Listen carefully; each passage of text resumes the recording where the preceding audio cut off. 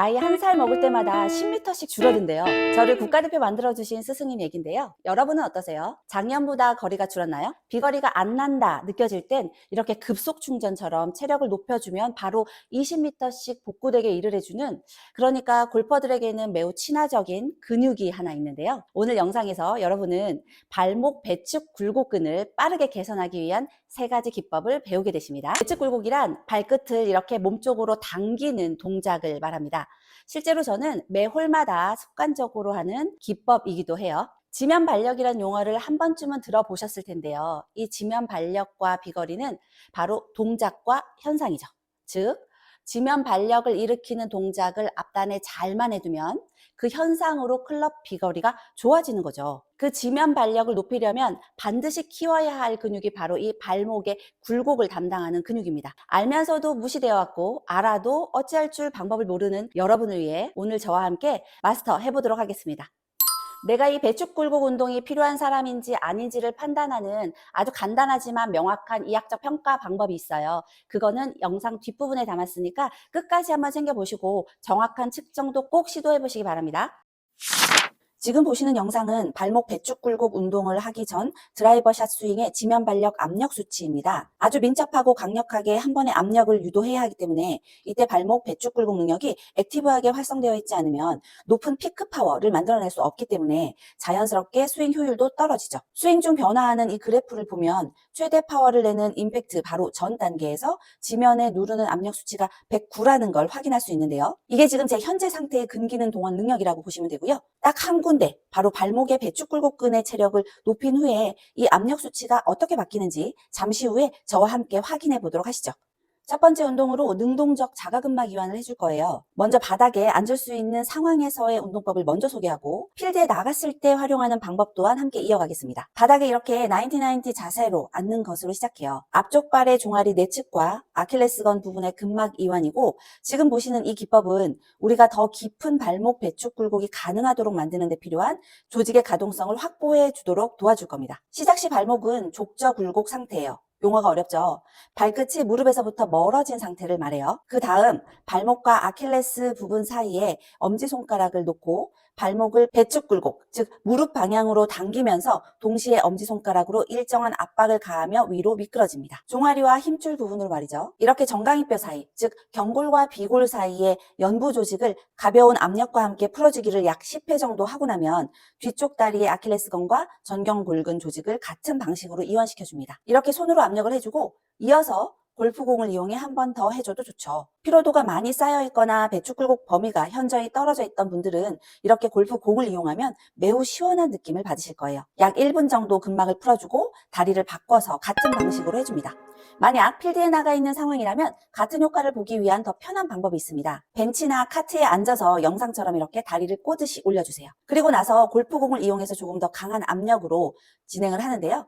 이렇게 골프공을 갖다 대고 두 손을 포개서 압력을 더 가해줍니다.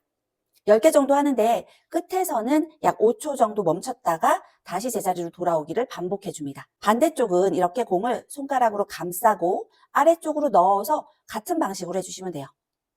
이 운동법은 2018년 연구 저널 오브 애슬레틱에 실려있는 트레이닝에 매우 효과적이라고 발표된 연구입니다. 특히 주목할 만한 결론은 단 한 번의 단일 세션만으로도 발목의 배축 굴곡에 상당한 긍정적인 개선을 보여줬다라는 결론이었어요.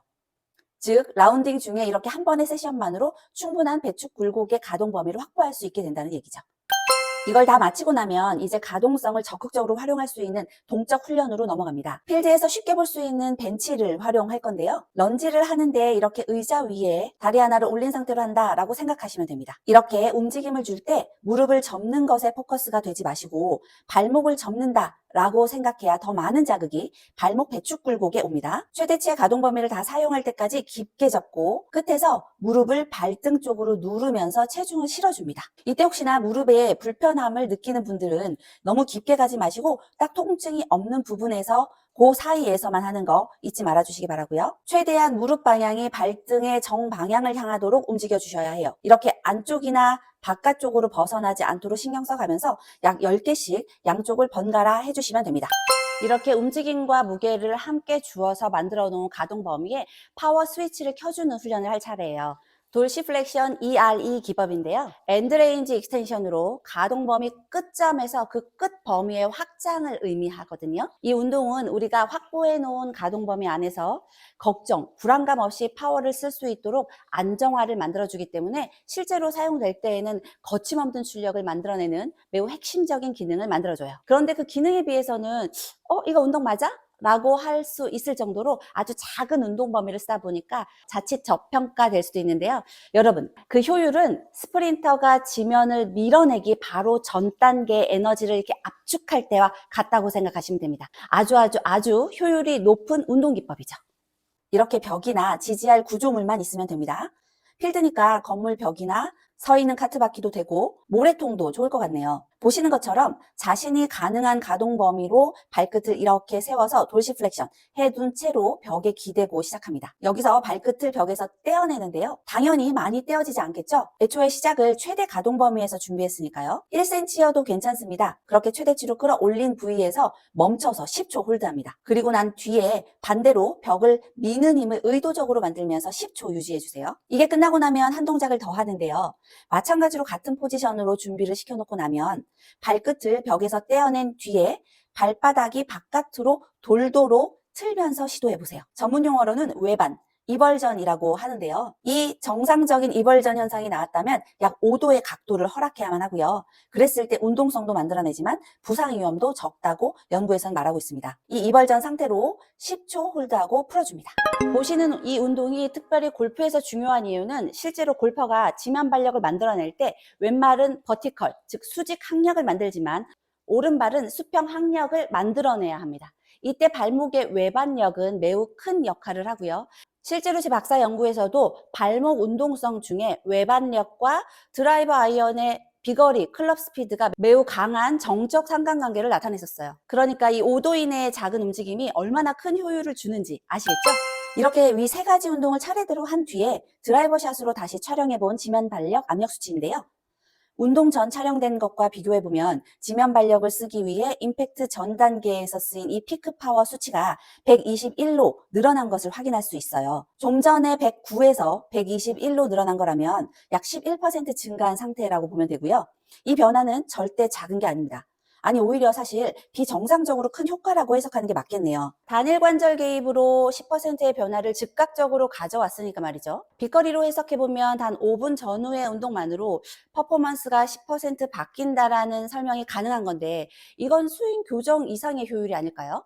발목의 돌시플렉션, 배축 굴곡의 가동성이 늘어나고 그 구간 안에서 근력을 강화해주면 즉각적으로 나타나는 변화인데 안 할 이유가 없겠죠. 그런데 여기서 더 발목의 배축 굴곡 기능이 좋아야 하는 이유는 단순히 실력 향상에만 있지 않고 부상 예방 효과에 매우 강조되어 있어요. 이미 수많은 연구가 이를 증명해 왔습니다. 이 논문은 발목의 돌시플렉션 ROM에 제한이 있을 경우 실제 그렇지 않은 경우의 사람보다 발목 부상이 얼마나 높아지는지를 군인들을 대상으로 실험한 연구입니다. 발목 염좌의 발병 가능성을 발목 각도가 45도일 때의 리스크를 1이라고 본 건데요. 이렇게 곡선을 보면 45도 이상일 때부터 확 떨어져서 부상률이 미진하다라고 판단하고 있죠. 다만 45도에서 1도씩 부족할 때마다 곡선 보이시죠? 이렇게 34도 정도 됐을 때는 실제 부상률이 그렇지 않은 그룹보다 5배 정도 높았다는 결과를 보여주고 있습니다. 때문에 오늘 영상을 바로 여기까지 시청하고 계신다면 이와 같은 발병 위험에서 일단 벗어날 수 있는 거고요. 더 나아가서 이어지는 내용은